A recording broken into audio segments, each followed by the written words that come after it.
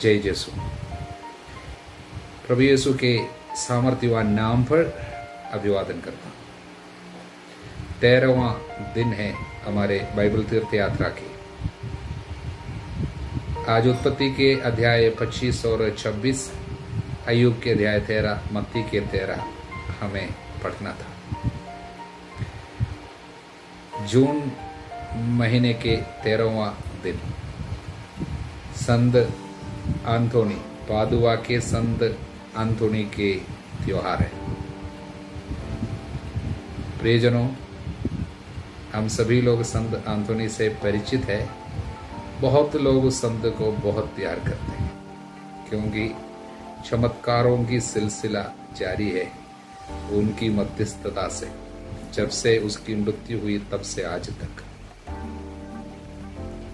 आज मैं उसकी मध्यस्थता से यही प्रार्थना करता हूं कि आप लोगों में जिनके प्रभु के प्रति लगाव में कमी आई है या प्रभु के प्रति प्यार यदि आपको नष्ट हुआ है, वचन के प्रति लगाव यदि आपको कम हो गया है, नष्ट हो गया है, तो संत एंथोनी की मध्यस्थ द्वारा आपको वो फिर से पुनः प्राप्त हो जाए। यह हमारी प्रार्थना है। जो चीज खो गया है उसको पुनः पाने में हम इस संत की मध्यस्थता लेते आए हैं। हालेलुया। इसलिए मेरी ये प्रार्थना है कि आपका प्रभु के लिए लगाव और बढ़ जाए। कुछ लोग जो ठंडे हो गए बीच में शुरू करते हैं, 2-4 दिन में भूल जाते हैं, उन सारे लोगों के लिए हमारी ये प्रार्थना है, फिर से उत्साह वापस पाना। हालेलुया। संदेश है आज आपके लिए उत्पत्ति के अध्याय 25 से। वहां पर वचन 19 में हम इस प्रकार पढ़ते हैं, यह इब्राहिम के पुत्र इसहाक की वंशावली है। इब्राहिम इसहाक का पिता था। इसहाक 40 वर्ष का था जब उसने शादी किया था रिबेका से। कितने वर्ष का? 40 वर्ष। रिबेका को कोई संतान नहीं हुई, इसलिए इसहाक ने प्रभु से प्रार्थना की कि उसकी पत्नी को पुत्र उत्पन्न हो। प्रभु ने उसकी प्रार्थना सुन ली। उसकी पत्नी रिबेका गर्भवती हुई। गर्भ में एक बच्चा नहीं, 2 बच्चा, जुड़वा बच्चा। तो हम भी खुश है। बच्चा नहीं था, ये आदमी प्रार्थना किया अपनी पत्नी के साथ, उनको संतान मिला। अच्छा लगता है। हालेलुया। लेकिन इस पे एक संदेश है, वो आपको समझ में आएगा अगला वचन जब मैं पढ़ूंगा तब। मैं आपको 26वां वचन से पढ़ता हूं। इन बच्चों के जन्म के समय इसहाक की आयु 60 वर्ष की थी। 60 वर्ष की थी। शादी हुई 40 साल के ऊपर। बच्चा हुआ 60, बीच में 20 साल। तो हमने क्या सोचा, प्रार्थना किया, आज अगले दिन गर्भवती हो गया, 1 साल में बच्चा मिला। हम सभी लोगों के मानसिकता कुछ इस प्रकार है, ज्यादातर लोगों की, कि हम मांगते हैं और हमको चाहिए कि प्रभु जल्दी उत्तर दे। आज मांगा कल मिले, हो सके आज रात ही मिले। ज्यादा इंतजार हमको पसंद नहीं। हम सभी लोगों को क्या है, क्विक फिक्स सॉल्यूशन, हम जो इंग्लिश में बोलते हैं, मतलब जल्दी से इसके लिए कुछ जुगाड़ कर दो। हम ज्यादा इंतजार नहीं कर सकते। 1 महीने तक ज्यादातर मुश्किल से प्रार्थना करता है, बाद में निराश हो जाते हैं या गुस्से में आ जाता है, भुनभुनाता है, प्रभु कहाँ है, शक करने लगता है और कहीं दूसरे लोगों के पास किसी और तरीके से हो सकेगा देखेगा। तंत्र मंत्र जादू टोना ओछा बत्ती भूत प्रेत साधने वाले, और इसको पहनाओ, इसको लगाओ, वो सारी चीजें आ जाती। कारण क्या है? एंड्योरेंस, जो इंग्लिश में बोलता, लॉन्ग सफरिंग, पेशेंस, सहन शक्ति, इंतजार करने की क्षमता बहुत कम है।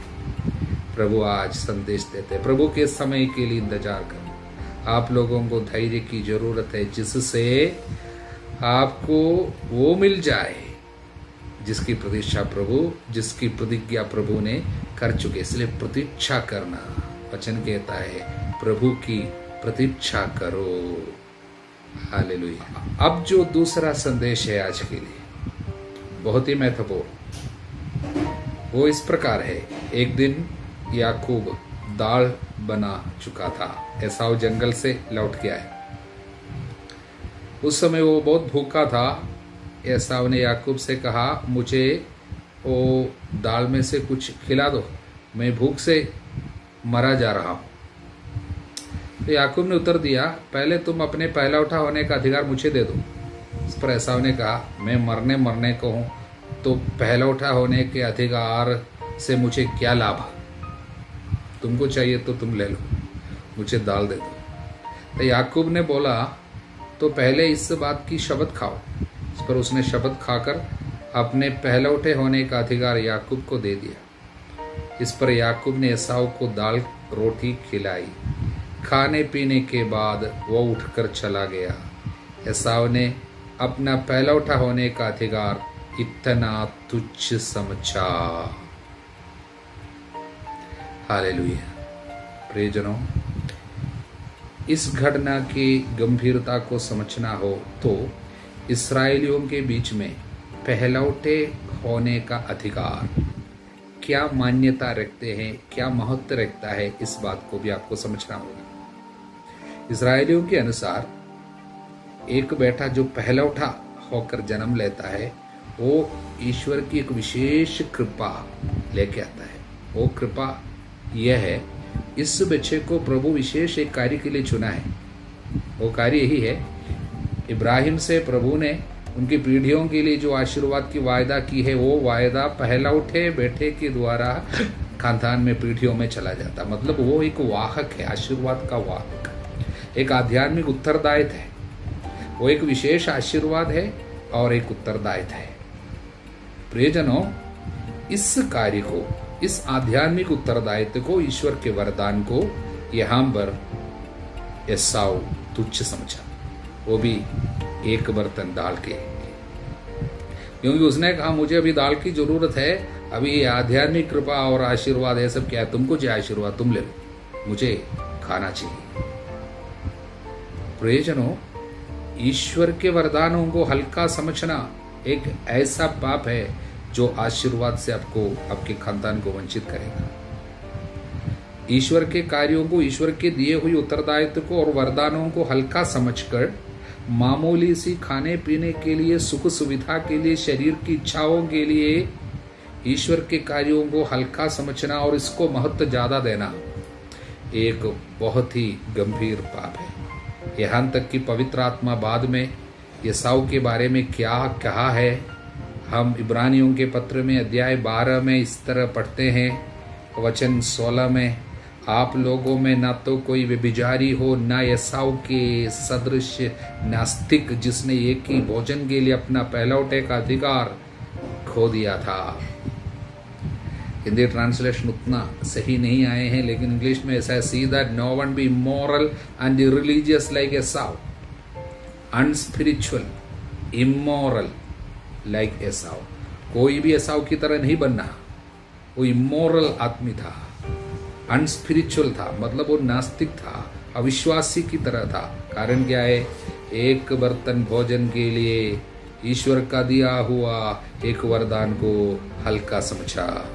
आप लोग जानते हैं, वो बाद में अपने पिता की आशीष प्राप्त करना चाहता था, किंतु ऐसा नहीं कर सका।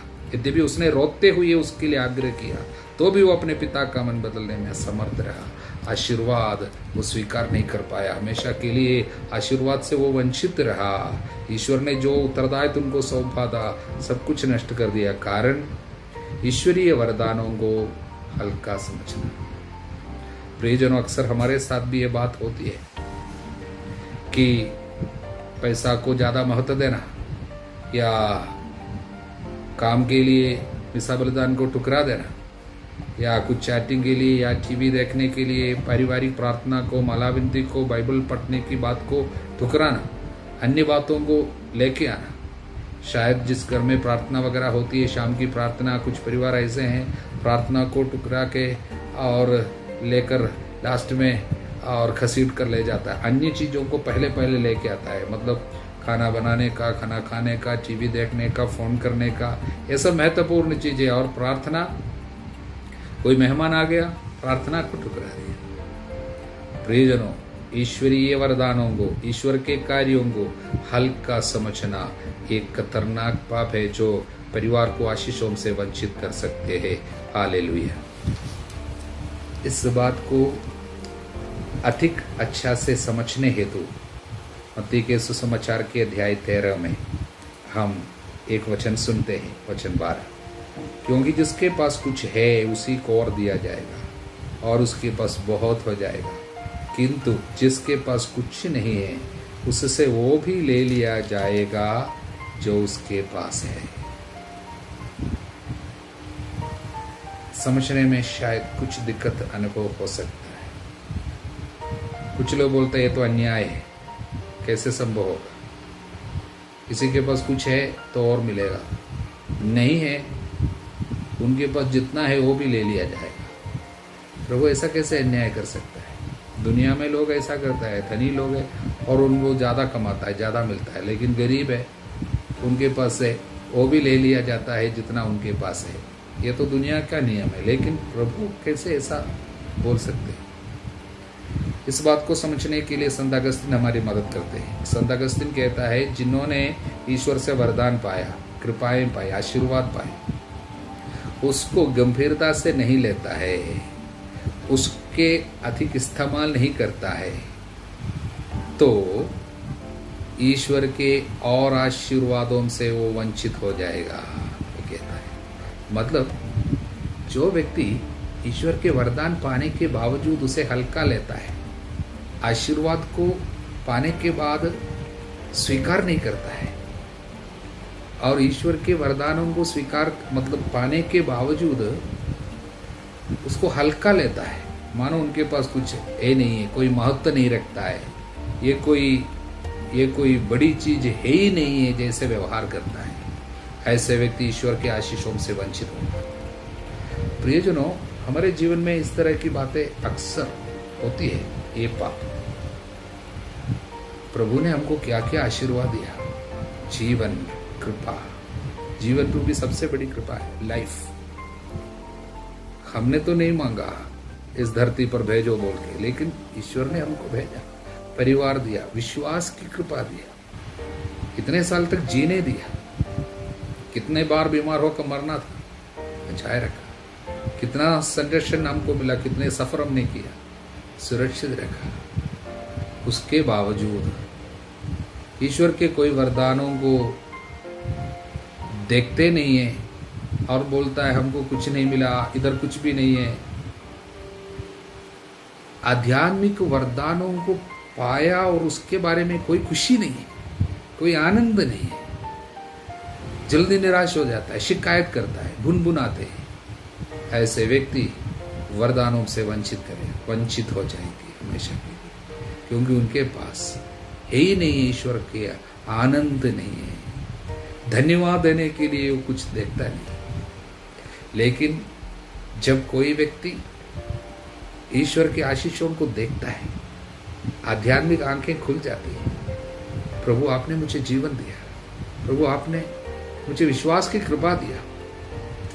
मैं अगर अन्य किसी जगह में अगर रहता, शायद ऐसे कोई परिवार में अगर मेरा जन्म होता, शायद मैं आपको पहचानता भी। मुझे आपको पहचानने की कृपा, मैं आपको धन्यवाद देता। कितने बार आपने मुझे चंगा किया, मैं आपको धन्यवाद देता। कुछ सहने को मिला, तब बोलता है प्रभु आपके दुख भोग के साथ सहभागी होने के लिए मुझे चुना, आपको धन्यवाद। ये वो व्यक्ति है जिनके पास कुछ है, वो हमेशा अपने अंतरतम में ईश्वर के वरदानों को देखता है और उसको गंभीरता से लेता है। ऐसे व्यक्ति को और मिलेगा। इसलिए वचन कहता है आप लोग हर समय प्रसन्न रहो, निरंतर धन्यवाद दिया करो, सभी बातों के लिए धन्यवाद दो। तो वो व्यक्ति केवल वो कर सकता है जिनके पास कुछ है। लेकिन ज़्यादातर लोग क्या रहता है, हमेशा बोलता है हमको दुख है, केवल हमारे पास कुछ नहीं है, आशीर्वाद नहीं है, प्रभु कहाँ है, प्रार्थना नहीं सुनता है, यहाँ पर प्रभु कुछ नहीं करता है, यहाँ पर भी कुछ नहीं किया, क्या है हमारे पास कुछ नहीं, हमेशा दुखी रहता है। ऐसे व्यक्ति वरदानों से वंचित रहेगा। ईश्वर के वरदानों को गंभीरता से लेना, प्रभु के द्वारा दिए हुई आशीष को, चाहे वो छोटी सी बात क्यों न हो या बड़ी, छोटी हो या बड़ी आशीष, सब प्रभु से जो भी मिला है सब कुछ के लिए हमें धन्यवाद देना है और उसके लिए हमें खुश रहना है। तब जाके अधिक आशीर्वाद हमको मिलते जाएंगे। हालेलुया। इसलिए आज हमारी आशा और प्रार्थना यह है कि हम सभी लोग प्रभु के वरदानों को देखने वाले, समझने वाले और इसको गंभीरता से लेने वाले बने, जिससे अधिक आशीर्वाद हमको मिलते जाए। ऐसा ना हो कि हम ईश्वर के कार्यों को हल्का समझकर अन्य मामूली सी चीज़ों को अधिक महत्व देते हुए वरदानों से अपने को वंचित होने ना दें। प्रभु यीशु के सामर्थ्यवान नाम पर मुझे प्राप्त पुरोहिताई अधिकार से संत अंथोनी की विशेष मध्यस्थता के साथ मैं आपको आशीर्वाद देता हूँ, अब सदा सर्वदा अनंत काल तक। आमीन। जय यीशु।